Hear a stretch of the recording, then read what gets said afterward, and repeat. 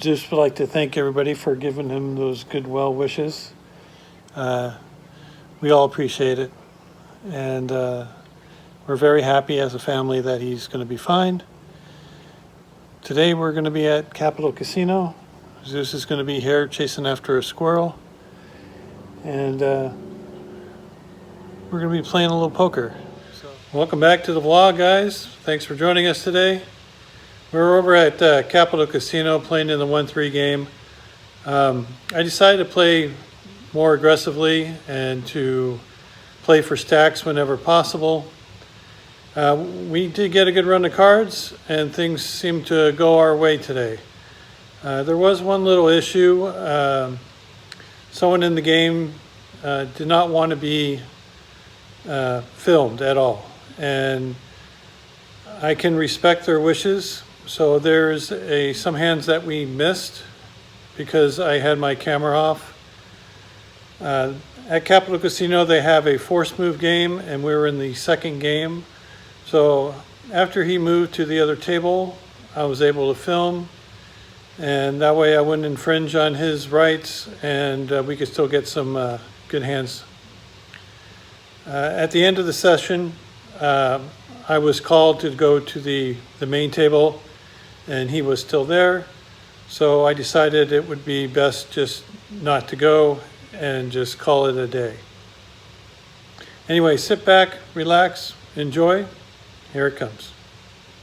It's a beautiful day at Capitol Casino. We hop right into the action with the $500 in our stack. Second hand off the deck, we look down at ace king from the small blind. We had a limper and it comes back to us and we made it 20. And we get two callers, one from the big blind and one from the limper. Flop comes 10-9-4. Not a good flop for us. Hits our opponent's range pretty hard. We check and they both end up checking it back. Turn card is beautiful, ace of hearts. We bet 35, hoping to get called by a weaker ace. Person in the big blind puts in the call and the other player folds. So we go heads up to a river with 133 in the pot. And it is a 4. Now it's time to go for max value. So I bet 125. I thought this was enough to put them all in, but he had a few chips in his hands. Normally my value bet on the end here would be about 1/2 pot. But today I'm going to be a little bit more aggressive and try to get max payment every time. And we start the session out with a nice pot.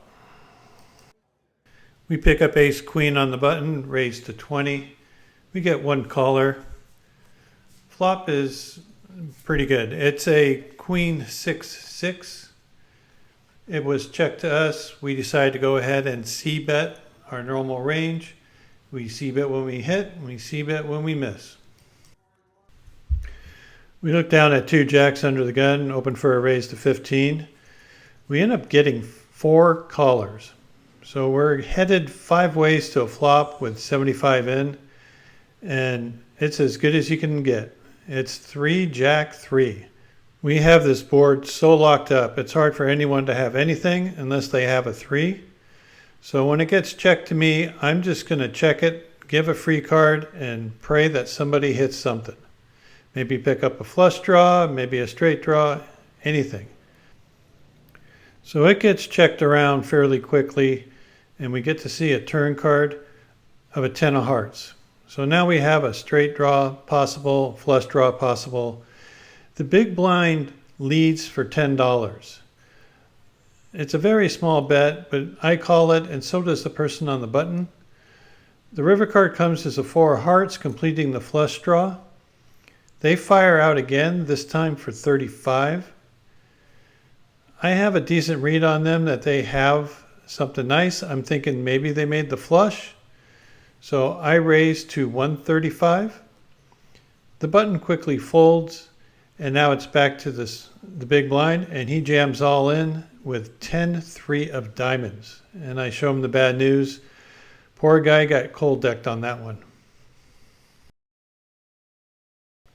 I'm in middle position. The person to my right limps in for 3. I raise to 15 and the person directly behind me goes all in for 24. The person on my right calls. I can only call in this spot, so I do. So there's 75 in the pot, and we go to a flop with one person all in. Flop is 9-5 deuce. Person to my right quickly checks, and I bet 35. I want to charge him if he has some overcards. He's thinking for quite some time. I believe he has a smaller pair, maybe a 9. After thinking for quite some time, he puts in the call, and we have $70 on the side, and it's a 3 of clubs on the turn. He checks again. He has about 150 in his stack. I put out a large bet to commit him if he wants to play. Yeah. Today I'm after stacks. I'm not after a medium-sized bet. So he thinks for a while and decides on letting it go. And the person who was all in, they show pocket aces. And the river card was an ace just to ensure his victory. We're in a 5-way limp pot, and so I limp on the button with pocket 4s. Flop comes 8-4 king with 2 diamonds. Beautiful flop. Really excited about this hand, especially when the person leads out from the hijack for $10. The cutoff raises to 20. I decide to just flat the 20, and the person behind me shoves all in for $61. Beautiful action when you have flopped a set. Person in the hijack folds. Now it comes to the cutoff. They were the raiser of the original bet, so I'm hoping they have something good. They put in the call for the 61, and this is where I really screw this hand up. I thought he had a hand like a king with a flush draw, and I didn't want him to get the flush draw cheap. I wanted him to commit his stack, and I put them all in for basically 160 more.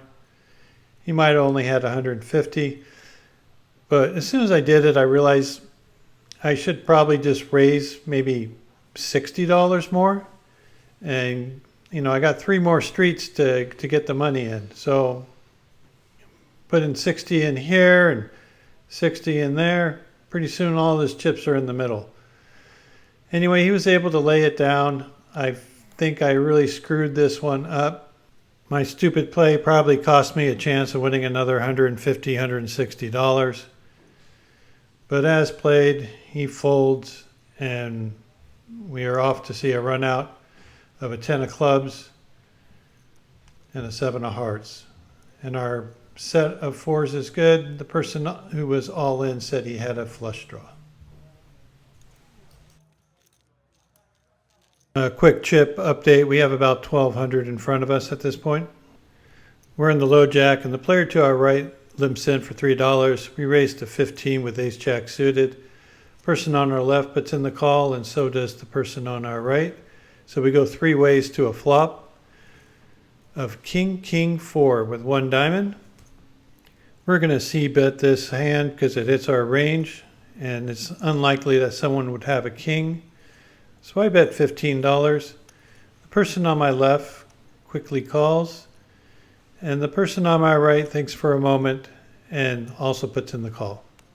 So we go 3 ways to a turn with 90 in the pot of a 3 of hearts.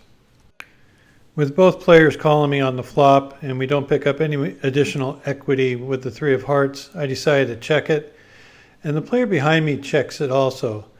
But the way he did it made me feel like he might be trapping, and the person to my right decides to bet the river when a 3 of clubs appear. I really think that the person on my left has a king. So I get out of the way. I'm not going to call down with my ace high for $25. But I kept the camera rolling because I had a feeling he was going to end up raising here. He thinks for a little bit and then assembles a bet of $100. So it's a $75 raise. And now it's back on the person on the right. I'm pretty sure they had not much, and they think for a little bit before finally throwing away the hand. I am like 98% sure that the player on my left had a king. No doubt in my mind. Well, 2% doubt. We look down at ace queen of clubs on the button. We raise to 20, and we get one caller from the big blind. Flop is 4 jack jack. They check, and we decide to bet 15. And they think for just a short amount of time and put in the check raise to 40. It's a very odd line to take. I mean, I've seen people check raise before with nothing. I'm thinking maybe they're just trying to make a play. So I decided to call for the 25 and see a turn card. And the turn is a 7 of spades. And now they slow down.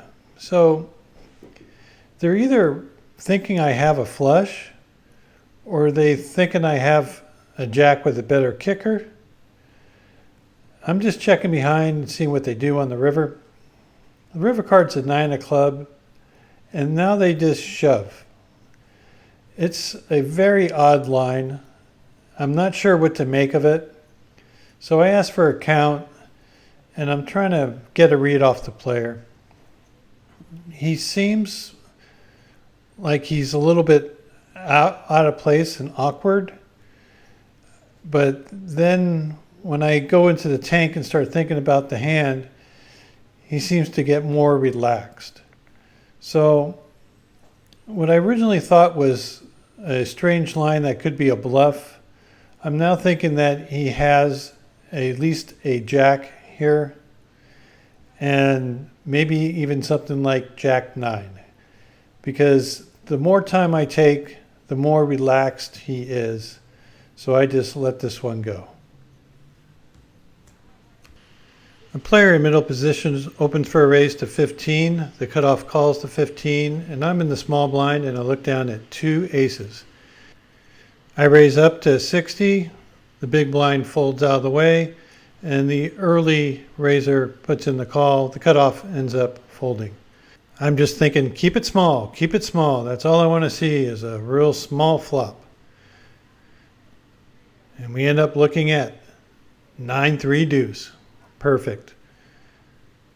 I'm going to make a small continuation bet. If he has any kind of overpair, he's going to be jamming. Sure enough, he quickly jams. He only has $51 more. I quickly put it in, and we get to see the turn in the river, and I'm pretty sure I am way ahead at this point. Turn card comes as a queen, not my favorite card. He could have that kind of hand, but he ends up showing 2 jacks, and we take this one down with our aces. So after that hand, we were asked to move to the main game. There was a gentleman in the main game who didn't want to be filmed, so I decided to call it a day and cashed out $1,280. Thanks for watching. If you haven't liked and subscribed yet, please do so. It really helps out the channel. And I hope you guys run good. And we'll see you next time.